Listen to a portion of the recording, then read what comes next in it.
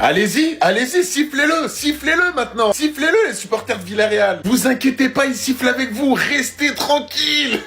Les gars, je veux rien savoir, on joue à 12 avec lui. On joue pas à 11, on joue à 12. L'importance de Yamal dans cette équipe, je vais en parler à tous les matchs. Moi, sur son côté là, le côté droit, ici là, c'est chez lui, c'est son terrain. Les défenseurs, ils osent même pas le presser, tellement il est dangereux quand il a la balle. Je vais même pas parler de la façon dont il fait encore une fois trébucher les défenseurs. Que ce soit sur des 1 contre 1, sur des accélérations, sur des contrôles, sur de la conduite de balle. Parce que oui, le défenseur, il glisse sur une conduite de balle de Yamal. Je vais même pas en parler du fait que Yamal, il aurait pu finir blessé jusqu'à la fin de l'année à cause du joueur de Villarreal qui a pris un vilain carton rouge avec cette faute. Cette action aussi où il vient prendre la balle juste ici. Il va se défaire du défenseur en même pas une milliseconde. Le défenseur, il se retrouve derrière. Et là, il va enchaîner un double contact sur le défenseur juste ici pour après envoyer une passe en extérieur comme il a l'habitude de faire. Désolé, mais voir ces deux hommes jouer au foot dans la même équipe, je crois qu'on se rend pas compte du régal qu'on a sous les yeux tous les week-ends. Il faut en profiter au maximum. Parce que Rafinha aussi, encore une fois, qui te sort buteur, qui te sort un match de fou. Et quand ce gamin joue au foot, tu peux que regarder.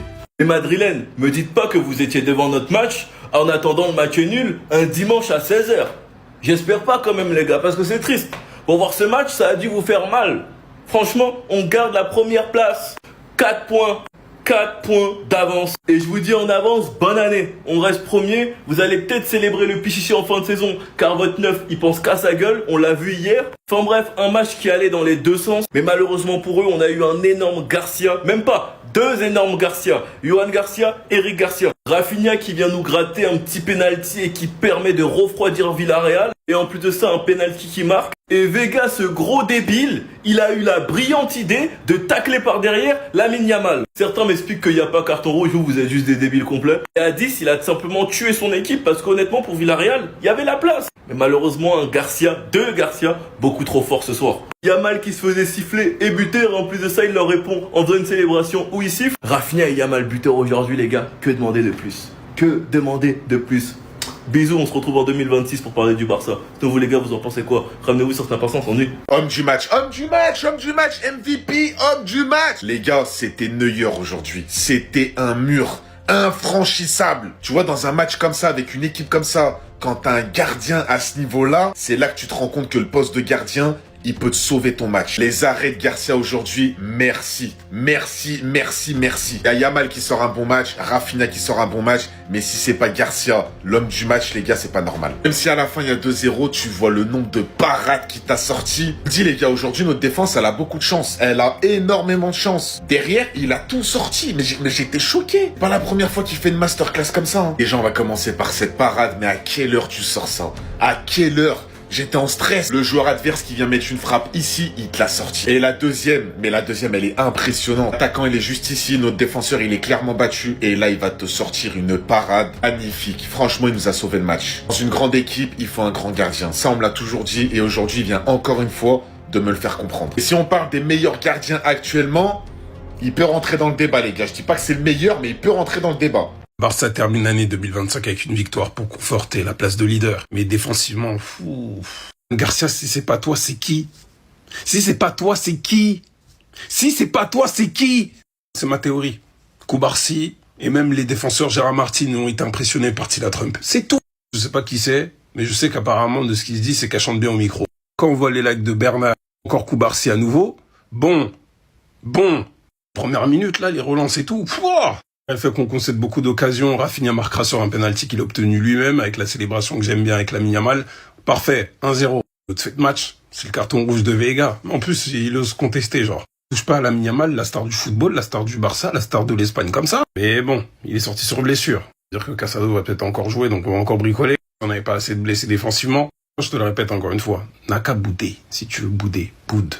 Parce que ça, hors-jeu ou pas, c'est une dinguerie. On peut pas être satisfait. Défensivement, on est fébrile.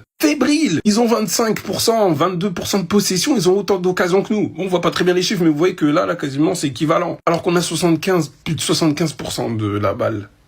C'est une dinguerie. Merci Yamal d'avoir éteint le match.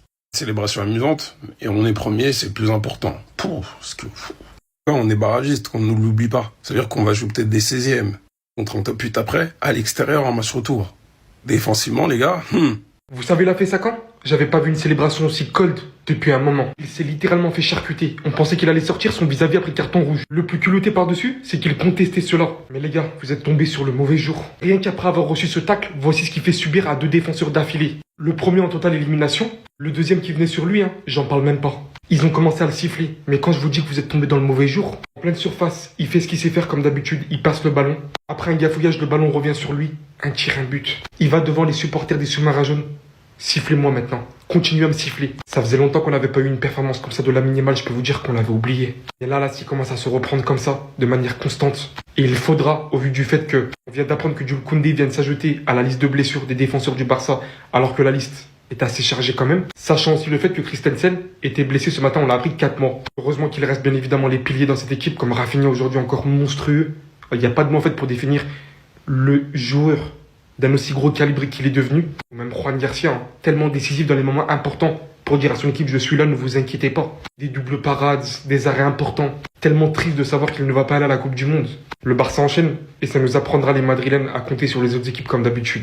Alors la Villarreal m'a encore déçu ce soir. Comment c'est possible de rater autant d'occasions? Sur ce match-là, il y a eu plus de 14 tirs au total pour Villarreal et seulement 5 étaient cadrés. Sans compter tous les cadeaux que Gérard Martin leur donne en première mi-temps. Parce que oui, lui aussi aujourd'hui, il avait décidé de se barrer en vrille. Que des erreurs bêtes, des pertes de ballon, des mauvais alignements. Et c'était pas le seul, Toute la défense était à la ramasse. Il y a que Cubarsi qui s'en sortait un peu. Jules Koundé a failli faire un CSC. Heureusement pour lui qui avait hors-jeu. Baldé, lui, de son côté aujourd'hui, offensivement parlant, c'était très moyen. Raison pour laquelle d'ailleurs le match passait beaucoup sur le côté droit. Et après, j'ai envie de dire, quand t'as un Lamine Yamal totalement énervé sur son côté, c'est normal que tout le monde passe par lui. Regardez vous-même comment il s'amuse avec son côté droit. Il est impliqué sur l'action du penalty de Rafinha. C'est lui qui fait la remise et Rafinha part tenter le dribble. Et ce dernier obtient le penalty, prend ses responsabilités et le transforme. Et d'ailleurs, pour moi, sur ce match-là, Rafinha a été le meilleur joueur, y a rien à dire. En son placement aujourd'hui, encore une fois, on l'a vu totalement libre et très axial, ce qui lui permettait de se retrouver la plupart du temps dans ce genre de position dans laquelle il a même failli marquer un banger. Regardez la barre qu'il allait taper. Et ce qui a beaucoup facilité la tâche pour le FC Barcelone aujourd'hui, c'est bien évidemment le carton rouge qui était totalement mérité. Renato Vega qui vient ramasser Lamine Yamal par derrière. À la suite, il sort et le match devient de plus en plus compliqué pour Villarreal. Et c'est ainsi qu'en deuxième mi-temps, dans un gros cafouillage, Lamine Yamal met un gros pointu pour le deuxième but. Le Barça termine donc l'année avec 4 points d'avance sur le Real Madrid.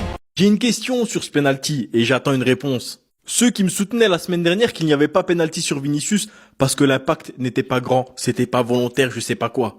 Comment aujourd'hui, vous allez me dire, il y a plus penalty aujourd'hui que la semaine dernière? Moi, j'attends la réponse. Moi, je vous le dis. Moi, dans les deux cas, il y a penalty. Pour moi, il y a penalty sur Rafinha et il y a penalty sur Vinicius.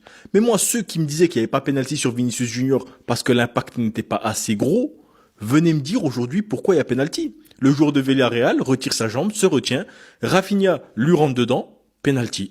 Bien sûr, pour moi, c'est mérité. Il fait obstruction, que ce soit avec sa jambe, ses hanches, son dos, sa tête, tout ce que tu veux. Une obstruction, c'est une obstruction. Une faute, c'est une faute.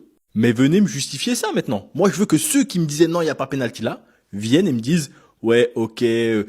Venez en fait, venez juste argumenter parce que je sais même pas comment vous pouvez argumenter si ce n'est votre mauvaise foi. Parce que moi, je vous le dis honnêtement, si ici vous trouvez qu'il n'y a pas penalty ici, alors ici il n'y a pas penalty du tout. Encore moins penalty ici, vraiment. Mais je vous connais, vu que vous êtes de mauvaise foi, vous allez jamais revenir, vous allez jamais remettre vos arguments de la semaine dernière en jeu, parce que vous êtes de mauvaise foi et que vous n'aimez pas Vinicius et le Real Madrid. Comment ça doit être dur d'être dans la vie d'un hater de Vinicius, le voir soulever des Ligues des Champions, le voir tout casser, même si en ce moment il est moins bon. Sa carrière, les gars, il a déjà fait pas mal de choses, Alors que vous,